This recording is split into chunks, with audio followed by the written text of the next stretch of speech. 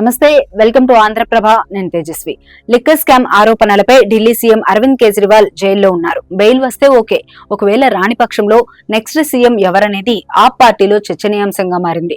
త్వరలో పార్లమెంట్ ఎన్నికలు జరగబోతున్నాయి. ఇప్పటికే ఎన్నికల నోటిఫికేషన్ రిలీజ్ అయింది. 4 రాష్ట్రాల అసెంబ్లీ ఎన్నికలతో పాటు సార్వత్రిక ఎన్నికల షెడ్యూల్ ఖరారైంది. ఎన్నికల నగారం మోగడానికి ముందే బీఆర్ఎస్ ఎమ్మెల్సీ కవితను ఢిల్లీ లిక్కర్ కుంభకోణం కేసులో అరెస్ట్ చేశారు ఎన్ఫోర్స్మెంట్ అధికారులు. దేశంలో సంచలనం సృష్టించిన ఈ కుంభకోణంలో తెలుగు గల్లీ నుండి ఢిల్లీ గడ్డ వరకు రాజకీయాల్లో కీలక మార్పులు చోటు చేసుకుంటున్నాయి. కవితను అరెస్ట్ చేసిన వారం రోజుల్లోపే ఇదే కేసులో ఢిల్లీ సీఎం అరవింద్ కేజ్రీవాల్ ను అదుపులోకి తీసుకున్నారు ఈడీ అధికారులు.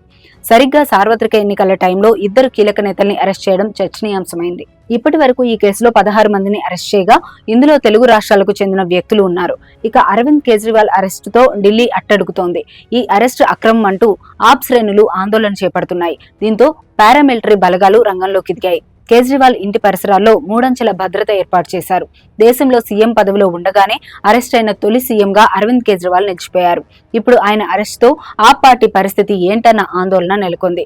ఆయన కూడా హేమంత్ సోరెన్ తరహాలో ముఖ్యమంత్రి బాధ్యతలు మరొకరికి అప్పగిస్తారా, లేక జైల్లో ఉండి పరిపాలిస్తారా అనేది తెలియాల్సి ఉంది. ఢిల్లీ లిక్కర్ కేసులో ఆప్ నేతలు మనీష్ సిసోడియా, సత్యేంద్ర జైన్, సంజయ్ సింగ్ జైల్లో ఉన్నారు. ఇక మంత్రులు అతిషి, సౌరభ్ భరద్వాజ్ మాత్రమే కీలకమైన నేతలు. ఇప్పుడు వారిలో అతిషి అయ్యే అవకాశాలున్నాయని తెలుస్తోంది. అయితే ఆమె మాత్రం కేజ్రీవాల్ జైలు నుండి పరిపాలిస్తారంటూ స్టేట్మెంట్ ఇచ్చారు. ఈ నేపథ్యంలో కేజ్రీవాల్ భార్య సునీత కేజ్రీవాల్ కూడా అధికారం చేపట్టే అవకాశాలున్నాయని తెలుస్తోంది. మద్యం పాలసీ కేసులో తీగలాగితే డొంక కదులుతోంది. ఈ కేసులో కింగ్ పిన్ కేజ్రీవాల్ ను ఈడీ అధికారులు విచారించి మరిన్ని వివరాలు రాబట్టేందుకు ప్రయత్నించే అవకాశం ఉంది. ఇలాంటి పరిస్థితుల్లో ఢిల్లీ సీఎం ఎవరనేది తీవ్ర చర్చనీయాంశంగా మారింది.